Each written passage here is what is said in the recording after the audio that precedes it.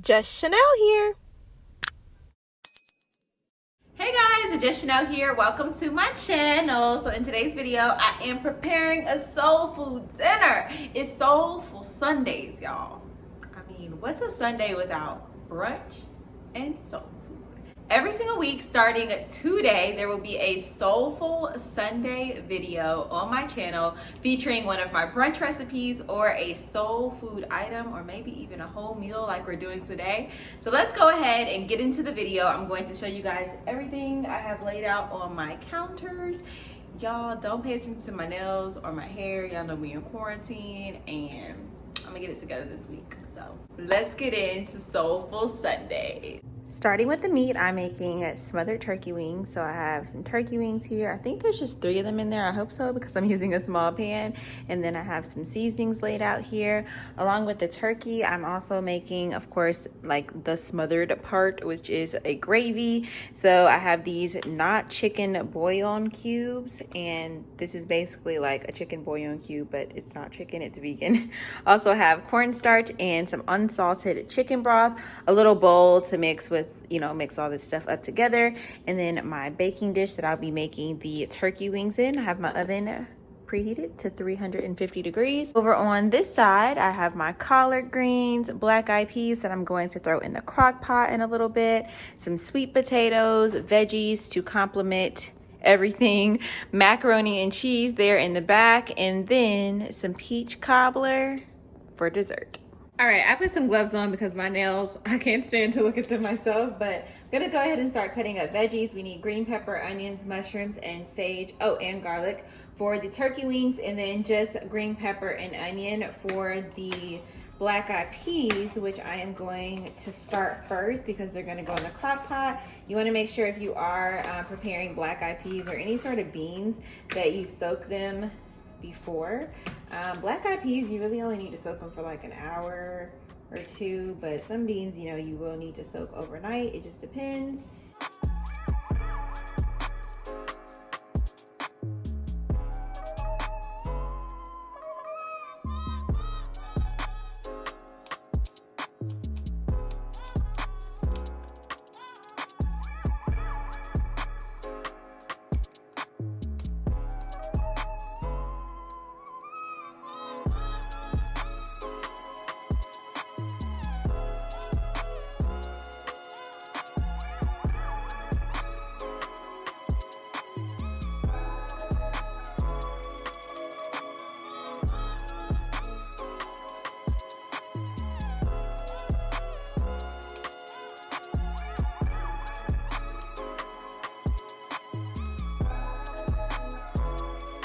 I'm making a super simple vegetarian black eyed peas, so just the onions and peppers in the crock pot, and then I'm gonna add in vegetable broth, salt, pepper, some garlic and onion powder, and the black eyed peas. I thought about adding turkey bacon, but I kind of want something that is vegetarian, somewhat like healthy, because I'm sure I'll have this left over, and it's a good source of protein. So I'm gonna rinse these again, and then we'll put them right in the crock pot.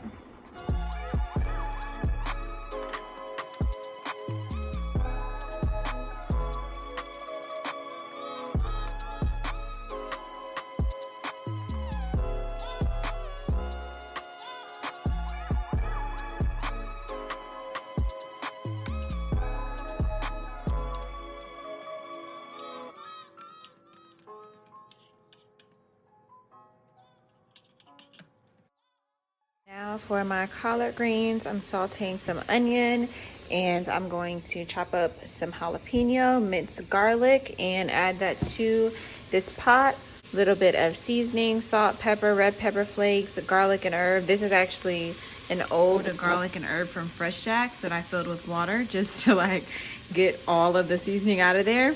And I'm gonna pour it in here after this is, done sauteing. I'm going to start with some olive oil. I always like to put olive oil on my meats before I season them because I feel like it helps the seasoning stick better. It kind of helps it like blend a little bit. I took my gloves off as well because I don't want to waste another pair of gloves, because after I mix all this up, I would have had to change them again. So, seasoning salt. You know, soul food dinners, you gotta cook with Laurie's. And then some Fresh Jack's garlic and herb. This is a salt-free seasoning, which is one of my favorites. A little pinch of red pepper flakes. Pepper, I'm almost out of pepper.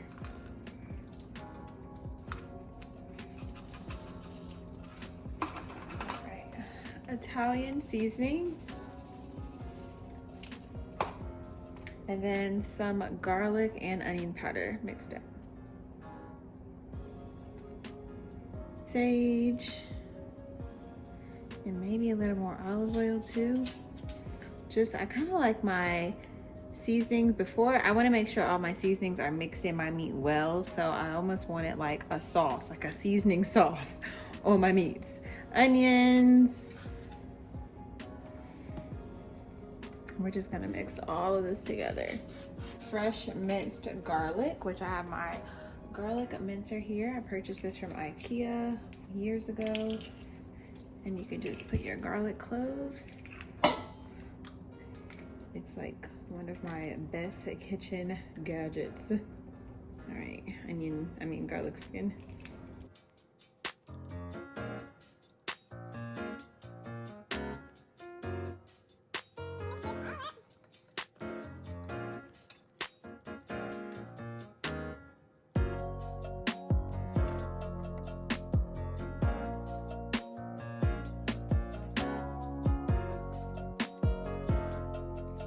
Adding the mushrooms to the turkey wings and green peppers. I also put mushrooms and green pepper on the bottom, and then of course spread the onions out over the top. And now we are going to add the cornstarch, chicken broth, and bouillon cube. 2 cups of, this is unsalted chicken broth, and 2 tablespoons of cornstarch.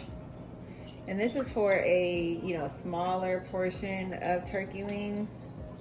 If you're cooking for a family, I would definitely use like 3 to 4 cups of broth.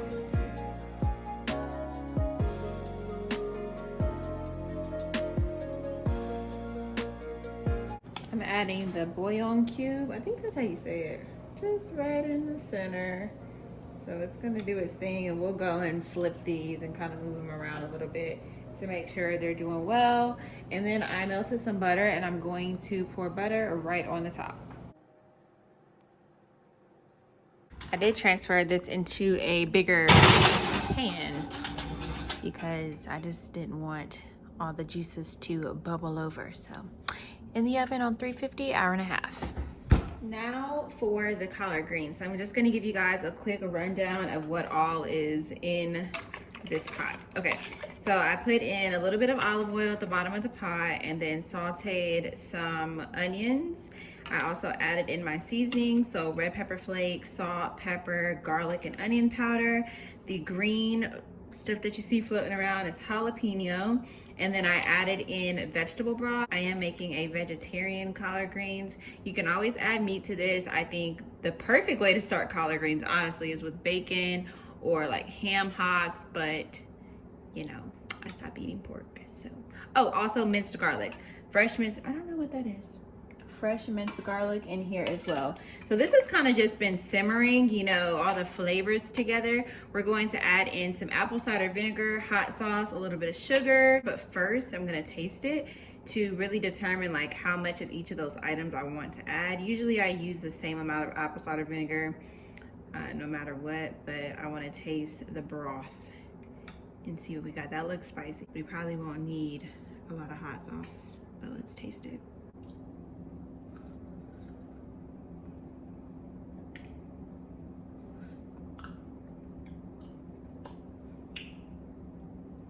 It's actually not that spicy. It's got a little kick to it, but the hot sauce is gonna give it like a different type of spicy. It won't be spicy because hot sauce technically is a little sweet.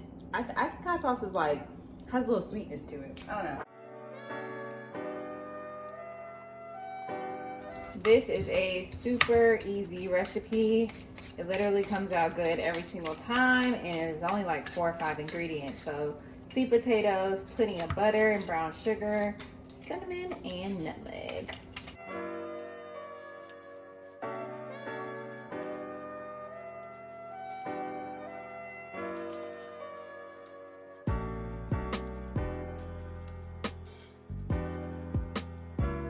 Time to let this cook for a couple of hours, so cover it and let it do its thing.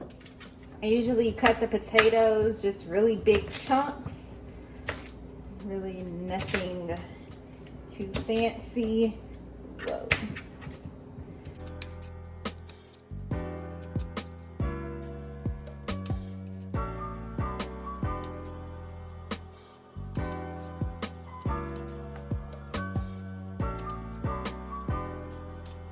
We're going to melt a half a stick of butter. You'll also need cinnamon, nutmeg, and brown sugar. I'm going to use the smaller baking dish to bake these on the same temperature since the turkey wings are in the oven. Usually I would bake these on 400, but I can just keep them in there a little bit longer. Melted butter, a little bit of cinnamon, nutmeg. I always use less nutmeg than the cinnamon. And brown sugar. I'll probably use the rest of this pack. Keep in mind that of course sweet potatoes are already sweet. So if you want something that's like really dessert-like, you could use a lot of brown sugar. I just like to use, you know, enough to cover, like when I melt the half a stick of butter, enough to where like the butter and the brown sugar are kind of half and half, like balancing each other out, because you're gonna get the natural sweetness from the potatoes when you eat them anyway. Let's whisk all of this together. So I've tried making yams or just really sweet potatoes several different ways. I used to like put butter, you know, slices all over and then just sprinkle brown sugar. But I found that this works a lot better because you can ensure all the potatoes are getting some sugary, buttery love. Halfway through the cooking though, which I usually cook them for about 40 minutes, I always mix them up.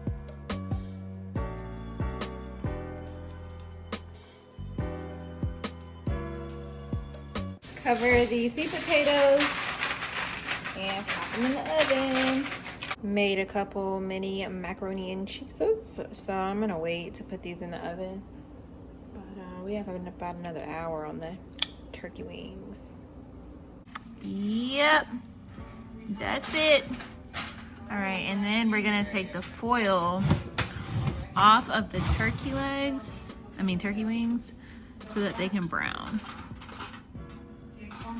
Oh, it smells so good. We're gonna flip these in some of that juice too.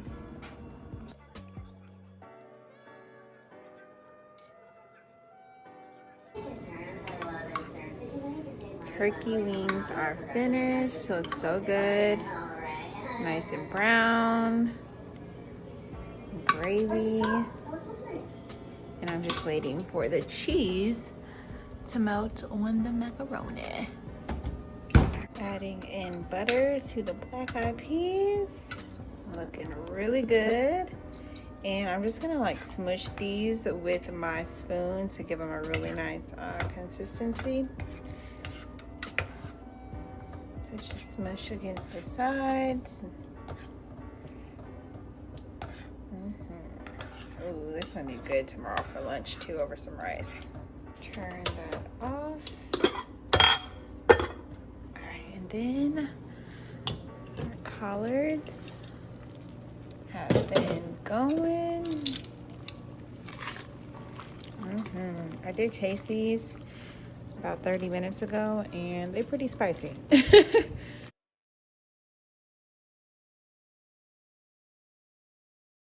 Soulful Sundays.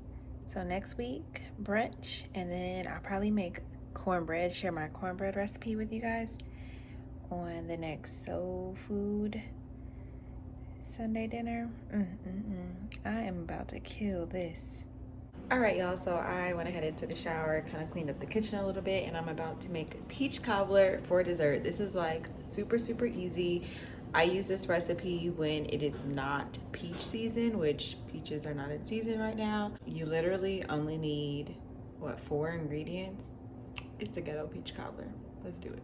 That noise y'all hear in the background is the washing machine. Sorry about that. But this is all you need for the peach cobbler. It comes out amazing every single time. I've also, of course, made peach cobbler with real peaches, which I will show you guys once peaches are back in season. But these are just canned peaches. I don't use all of them, so I usually have them in a container. And I always get the ones that are either in 100% juice or in light syrup. Do not get the ones that are in heavy syrup, because to me it's just way too sweet. Like when you add the cake mix, it's a lot. So try to find either fresh peaches or something in light syrup or 100% fruit juice. Before you go to the canned goods aisle, check your like produce section in your grocery store, because the majority of grocery stores have peaches in a jar and they're like kept cold in the produce section, and those are even better than these. So yeah. All right, so we are going to put a little bit of cinnamon and nutmeg, because I'll be just using, you know, these peaches. So I'm gonna put them in the refrigerator, but I'll be using these for peach cobbler whenever I want one. I've been baking the peach cobbler in these little like ramekins. I got this from Target and I have a bunch of them. They're only like $2 each, and it's just really convenient. You're just going to mix all of that together. Alrighty. Now we are going to put the peaches right in our ramekin, and I don't add the juice in until later, because I only like a little bit of juice in there, mainly because once your peach cobbler is in the oven, it will start to bubble, and I prefer my butter to like kind of bubble into my crust, not the sweetness of the peach juice. Hopefully that makes sense, because if you put too much juice, it's just like, I don't know, it's like the juice is cooking the cake mix instead of like the butter crusting on the cake mix. Hopefully that makes sense to you guys, but just take my word for it. Okay, so just a little bit of juice I add, and then we are going to use cake mix. This is the best cake mix on the planet. My like god grandma used to use this to make desserts, and she would always say, you know, just pour it on there when you don't have time to like really make something sweet. You can basically pour this on any fruit, like to make any sort of cobbler. So the key to the butter moist, you have to get butter. Oh, is it butter golden? Yeah, it's butter golden, and I think there's 2 or 3 different brands that sell this in the store. I buy all the different brands. Really, I just focus on whatever's on sale that week. But you want to keep some of the chunkiness, you know, of the cake mix. So I'm gonna show you guys what I mean. All right, so when you have your dish, right? You guys see, like, you know how usually when you make a cake, you wouldn't want those big chunks. On the peach cobbler, you want that, because that's what's gonna give you a really nice crust. Like that big chunk right there, you want to keep that. So try not to really mess with the chunks. Leave them and just shake. Yeah, okay. So now that that's covered, I think that melted butter works best with this. When I first started making this, I was using like just putting butter slices all over the top. And if you're making a large one, that can just get, I don't want to say expensive, but I don't want to use all my butter, you know, in my refrigerator for a peach cobbler. So it works a lot better if you melt like 3 tablespoons, not even, this is like 2 tablespoons of butter. If you're making a large one, you could melt like half a stick of butter and you're fine, opposed to having to cut up the entire stick. So I usually start in the middle, and you want to make sure the edges get butter. So just do it slowly, because it'll like start to, you know, seep in. We're just gonna put that right in the oven. I usually put it on a baking tray, just because if it, you know, bubbles over a little bit, usually that happens if I put too much juice. But if it bubbles over, at least there's something to catch it and you don't have to like scrub your oven. All right, y'all. Time to take it out. Whew, it's a big one. All right. It is time to dig in. Y'all hear that?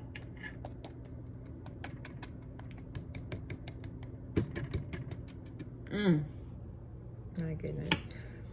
So I usually eat like half of it first, and then I'll put ice cream for the other half, like a little bit of ice cream.